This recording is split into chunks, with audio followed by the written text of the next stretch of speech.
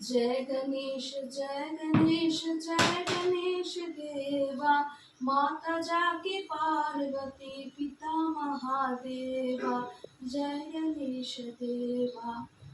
শুভ গণেশ চতুর্থী বন্ধুরা। আজ শনিবার 7 তারিখ। আজকে গণেশ চতুর্থী, তার সাথে আপনাদের সুপ্রভাতও করে দিলাম।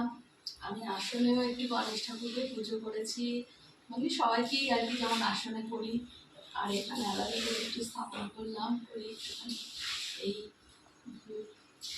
দ্বীপ দেখাচ্ছি আর একটু ইয়ে দিয়েছি প্রসাদ আর কি। যাই হোক বন্ধুরা, আপনারা দেখুন আমার গণেশ ঠাকুরকে। গণপতি বাপ্পা মরিয়া।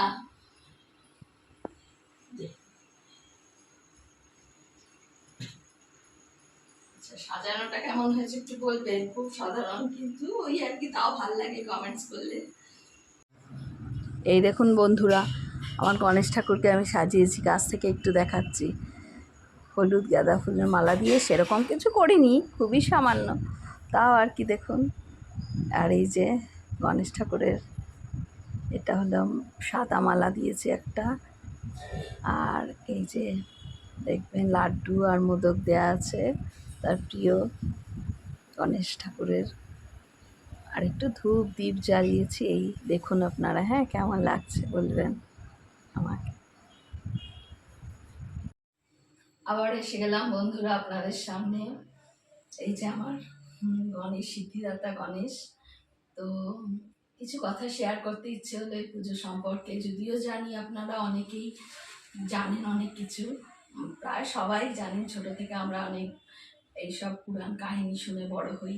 তাও আজকের দিনে মনে হলো আপনাদের সাথে একটু এ ব্যাপারে কথা বলি, শেয়ার করি, তাই আবার এলাম, একটু সময় পেলাম তাই এলাম আবার। তো আজকে হলো গণেশ পুজো, গণেশ চতুর্থী, আগেই তো বলেছিলাম আপনাদের, আপনারা জানেন। তো এই গণেশ চতুর্থীতে গণেশ হলেন মহেশ্বর এবং দেবী পার্বতীর দ্বিতীয় পুত্র সন্তান হলেন গণেশ। তো এই গণেশ মর্তধামে আজকের দিনে, এই গণেশ চতুর্থীর দিনে অবতীর্ণ হন তার ভক্তদের মনোবাঞ্ছা পূর্ণ করার জন্য।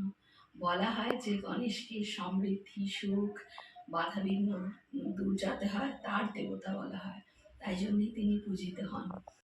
গণেশ ভক্তরা আজকের দিনে গণেশ পুজো করেন কারণ ব্যক্তিগত, পারিবারিক আর পেশাগত সমৃদ্ধির জন্য এই পুজো করে থাকেন।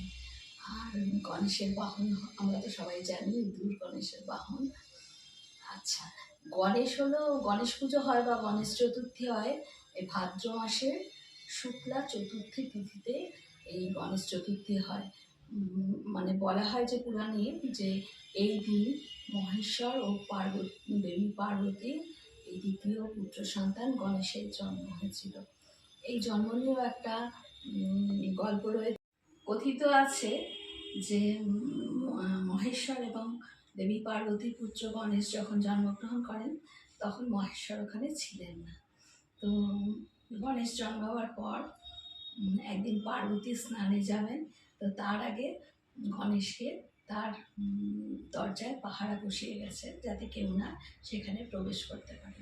তো ইতিমধ্যে মহেশ্বর এসছে এবং গণেশকে মানে ভেতরে প্রবেশ করতে চেয়েছেন, কিন্তু গণেশ তার মাতৃ আজ্ঞা পালনের জন্য মহাদেবকে প্রবেশ করতে দেননি। মহাদেব অনেক বুঝিয়েছেন, কিন্তু গণেশ কিছুতেই বোঝেননি এবং মাতৃ আজ্ঞা পালন করেছেন। তো মহাদেব তাতে প্রচণ্ড রুষ্ট হয়ে গেছেন।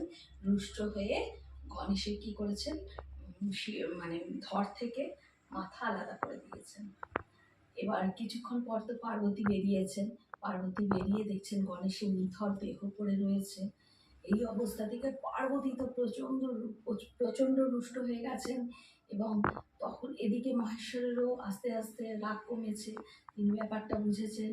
তখন তিনি কি করেছেন, তার অনুচরদের বলেছে যে আচ্ছা, আমি তোমরা উত্তর দিকে গিয়ে সবচেয়ে আগে যে প্রাণীকে পাবে তাকে নিয়ে চলে এসো, তার মাথা, তার শির নিয়ে এসো। তো এবার মানে মহেশ্বরের অনুচররা উত্তরে গিয়ে একটি হস্তি শাবকের শির পেয়েছে প্রথমে। তো সেই হস্তি শাবকের শির নিয়ে মহেশ্বরের কাছে উপস্থিত হয়েছে। তো মহেশ্বর সেই হস্তি শাবকের মাথা গণেশের দেহের সাথে যুক্ত করে গণেশকে প্রাণ প্রতিষ্ঠা করেছেন গণেশের।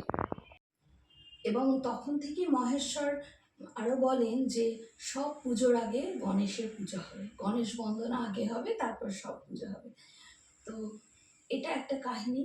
আবার গণেশের এই যে সবচেয়ে প্রথমে যে পুজো হয় তার আরেকটি কাহিনী পুরাণে আছে। সে কাহিনী কি, যে মহেশ্বর এবং দেবী পার্বতী তাদের দুই পুত্র সন্তান কার্তিক এবং গণেশকে ত্রিভুবন পরিক্রমার জন্য আদেশ দেন এবং বলেন যে ত্রিভুবন পরিক্রমা করে যে সবচেয়ে আগে ফিরে আসতে পারবে তাকে পুরস্কৃত করা হবে, কি অমরত্ব দান এবং জ্ঞান দান করা হবে।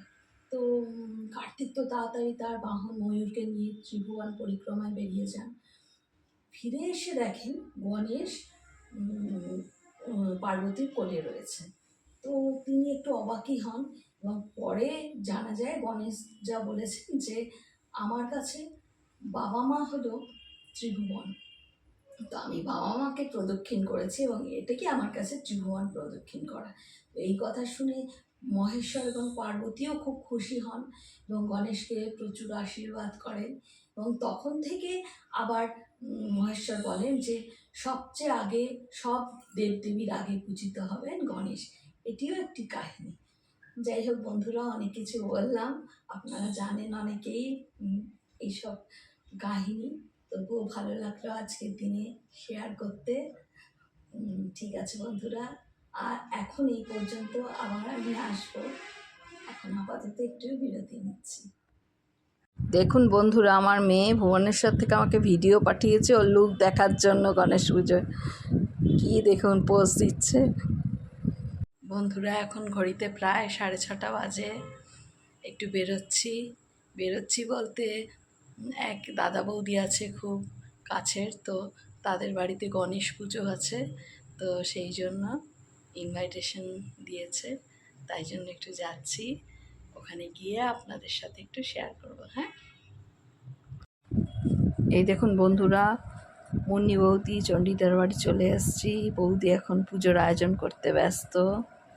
অনেক একা হাতেই বৌদি করেছে, বৌদির হেল্পিং হ্যান্ড খুব একটা নেই। যাই হোক, বাড়ির লোকজন হেল্প তো করেই কিছুটা, তবুও যে প্রধান তাকে তো সব কিছু করতে হয় না।